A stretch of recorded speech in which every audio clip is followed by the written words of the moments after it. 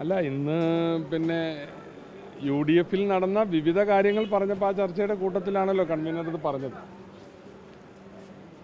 അത് ആ വശമൊക്കെ പരിഗണിച്ചായിരിക്കുമല്ലോ ഇനി അതിൻ്റെ അന്തിമ കാര്യങ്ങൾ ഉണ്ടാവുക. അല്ലാതെ പിന്നെ ഇതിപ്പോൾ ഇന്ന് കൺവീനർ പറഞ്ഞതിൽ പുതിയ കാര്യങ്ങളൊന്നുമില്ല.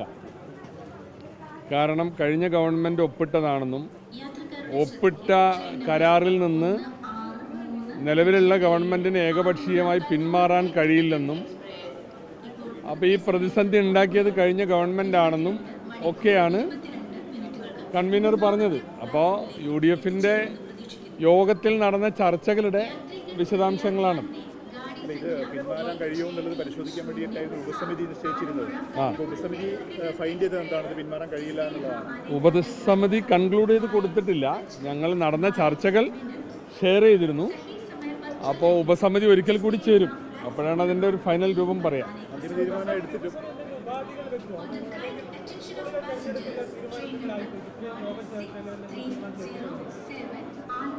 അല്ല, നമ്മൾ ഒരു കാരണവശാലും പിന്നെ ഇടതുപക്ഷം ഉണ്ടാക്കിയ പ്രതിസന്ധിയിൽ ഈ ഒരു സംഗതി മുന്നോട്ട് പോകുമ്പോൾ ഒരു കാരണവശാലും മറ്റ് അജണ്ടകൾക്ക് കീഴ്പ്പെടുന്ന പ്രശ്നമില്ല.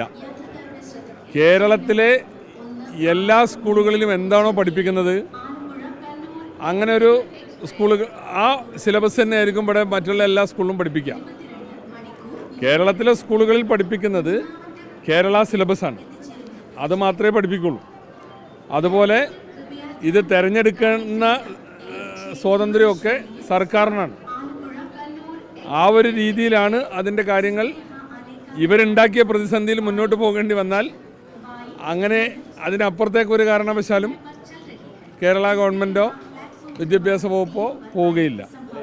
NEP ഇതിൻ്റെ കൂടെ ഒരു ഉപാധിയായിട്ട് വെച്ചിരിക്കുകയാണല്ലോ. NEP വരുന്ന സമയത്ത് സിലബസ് ഉൾപ്പെടെയുള്ള കാര്യങ്ങളിൽ മാറ്റം വേണമെന്ന് കേന്ദ്രം അങ്ങനെ ഒരു നിർബന്ധ ബുദ്ധി അവർക്കുണ്ടല്ലോ. അപ്പോൾ അതെങ്ങനെ മറികടക്കാൻ പറ്റും നമുക്ക്? അല്ല, NEP എന്ന് പറയുന്നത് ഭാഗികമായി നമ്മുടെ സ്റ്റേറ്റുകളിലൊക്കെ ഇപ്പോൾ നടന്നുകൊണ്ടിരിക്കുന്നുണ്ട്. അതിന് വേറെ കുറേ വശങ്ങളുണ്ട്. NEP എന്ന് പറയുന്നത് നാഷണൽ എഡ്യൂക്കേഷൻ പോളിസിയാണ്. അതിപ്പോൾ കഴിഞ്ഞ കാലങ്ങളിൽ നമ്മുടെ സംസ്ഥാനത്ത് ഭാഗികമായി നടപ്പാക്കിയിട്ടുണ്ട്. അത് നടപ്പാക്കേണ്ടി വരുന്നത് ഇന്ത്യ ദേശീയ തലത്തിൽ ഒരു വിദ്യാഭ്യാസ കരിക്കുലവുമായിട്ട് മുന്നോട്ട് പോകുമ്പോൾ അതിൽ നിന്ന് മാറി നിൽക്കാൻ പ്രയാസമുണ്ടാവും. ഇപ്പോൾ നമ്മുടെ +1 +2 പഠിപ്പിക്കുന്ന പുസ്തകങ്ങൾ NCERT പുസ്തകങ്ങളാണ്, NCERT സിലബസാണ്. എന്തുകൊണ്ടാണ് എന്ന് പറഞ്ഞാൽ അത് വളരെ കൃത്യമാണ്. കഴിഞ്ഞ ഗവൺമെൻറ് ചെയ്താണ് അത്. പിന്നെ എന്തായിരുന്നു അതിൻ്റെ ഒരു പശ്ചാത്തലം? നമ്മുടെ നീറ്റ് JEE എക്സാമുകളൊക്കെ ദേശീയ തലത്തിലുള്ളതാണ്. അപ്പോൾ അത് ഈ 12ാം ക്ലാസ് കഴിഞ്ഞ കുട്ടിയാണ് അത് എഴുതേണ്ടത്. അപ്പോൾ അതുകൊണ്ട് തന്നെ ദേശീയ തലത്തിൽ പഠിപ്പിക്കുന്ന കാര്യങ്ങളാണ് NCERT സിലബസായിട്ട് 11ലും 12ലും കഴിഞ്ഞ കാലങ്ങളിലൊക്കെ പഠിപ്പിച്ചു വന്നിട്ടുള്ളത്, കഴിഞ്ഞ കുറച്ച് വർഷങ്ങളായിട്ട്. പിന്നെ അതുപോലെ തന്നെ PM ഉഷ കഴിഞ്ഞ കാലങ്ങളിൽ ഒപ്പിട്ടതാണ്. നമ്മുടെ ഡിഗ്രി കോഴ്സുകൾ 4 വർഷമായത് ഈ ദേശീയ നയത്തിൻ്റെ ഭാഗമാണ്. എന്നാൽ ദേശീയ നയത്തിൽ കുറേ കാര്യങ്ങളിൽ സംസ്ഥാനത്തിന് കൃത്യമായ സ്വാതന്ത്ര്യമുണ്ട്. നമ്മളത് വിട്ടുകൊടുത്തിട്ടുമില്ല. 42 ഇനങ്ങൾ, ഭാഷ അതുപോലുള്ള 42 ഇനങ്ങൾ, അതൊക്കെ അന്ന് അടിയന്തര പ്രമേയത്തിൽ ഞാൻ നിയമസഭയിൽ പറഞ്ഞതാണ്. 42 ഇനങ്ങളിലുള്ള സ്വാതന്ത്ര്യം സംസ്ഥാന സർക്കാരിന് തന്നെയാണ്. 12 വിഷയങ്ങൾ മാത്രമാണ് അത്തരം സ്കൂളുകളിലും പിന്നെ നാഷണൽ സബ്ജക്റ്റുകൾ പഠിപ്പിക്കുന്നത്. ഇതിൻ്റെ സിലബസിലും BMC നടപ്പാക്കുമ്പോഴും അപകടകരമായ പാഠ്യവിഷയങ്ങൾ അതിലുണ്ടാവില്ല എന്ന് നമുക്ക് പറയാൻ പറ്റുമോ? ഒന്ന് അങ്ങനെ നടപ്പാക്കാൻ തീരുമാനിക്കുന്നൊരു ഘട്ടം വന്നാൽ ഒരു കാരണവശാലും ഇത്തരം വർഗീയ അജണ്ടകളോട് കേരളം കോംപ്രമൈസ് ചെയ്യില്ല. കേരളത്തിലെ മറ്റു സ്കൂളുകളിൽ എന്താണോ പഠിപ്പിക്കുന്നത് അത് മാത്രമേ ഇത്തരം സ്കൂളുകളിലും പഠിപ്പിക്കൂ.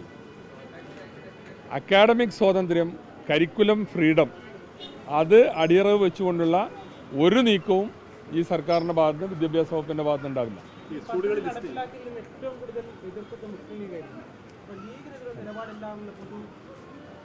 അല്ല, അങ്ങനെയല്ല. പദ്ധതി നടപ്പാക്കാൻ കഴിഞ്ഞ ഗവൺമെൻറ് ഒപ്പിട്ടതിനെയാണ് നമ്മളെല്ലാവരും എതിർത്തത്. ഏകപക്ഷീയമായി പോയി ഒപ്പിട്ടിട്ട് പിന്നീട് വരുന്നൊരു ഗവൺമെൻറ്റിനെ പ്രതിസന്ധിയിലാക്കുകയാണ് ഇടതുപക്ഷം ചെയ്തത്. എന്നിട്ട് ഇപ്പോൾ അപ്പുറത്തിരുന്നിട്ട് വലിയ വർത്തമാനം പറയണം. ഏകപക്ഷീയമായ കരാർ. നിങ്ങൾ ഇതൊക്കെ ഒരു പ്രസംഗമധ്യേ ഉപയോഗിക്കുന്ന പ്രയോഗങ്ങളൊക്കെ വെച്ചിട്ട് ഇത് കേവലം സെൻസേഷനും വാർത്താ പ്രാധാന്യവുമാണ് പ്രശ്നമെങ്കിൽ അതൊക്കെ ആവാം. അതല്ലല്ലോ വിഷയം. ഇവിടെ എന്താ സബ്ജക്റ്റ്? കഴിഞ്ഞ ഗവൺമെൻറ് ഒപ്പിട്ട ഒരു സംസ്ഥാന കേന്ദ്ര ഗവൺമെൻറ്റുകൾ തമ്മിലുള്ള ഒരു കരാർ, അതുമായിട്ടാണ് നമ്മൾ സംസാരിക്കുന്നത്.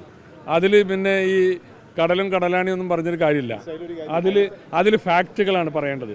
അതിലെ ഫാക്റ്റ് ഞാൻ അന്ന് നിയമസഭയിൽ വായിച്ചതാണ്. ഏകപക്ഷീയമായി അതിൽ മേൽക്കൈയുള്ളത് കേന്ദ്ര ഗവൺമെൻറ്റിനാണ്. ആ കരാറിൽ നിന്ന് പിൻവലിക്കാനുള്ള സ്വാതന്ത്ര്യം കേന്ദ്ര ഗവൺമെൻറ് റിസർവ് ചെയ്ത് വെച്ചിരിക്കുന്നു. അതിൻ്റെ ലാസ്റ്റ് ക്ലോസ് അതാണ്. സംസ്ഥാന ഗവൺമെൻറ്റിന് ഒരു നിലക്കും അതിൽ നിന്ന് പിൻവാങ്ങാൻ സാധിക്കുകയില്ല.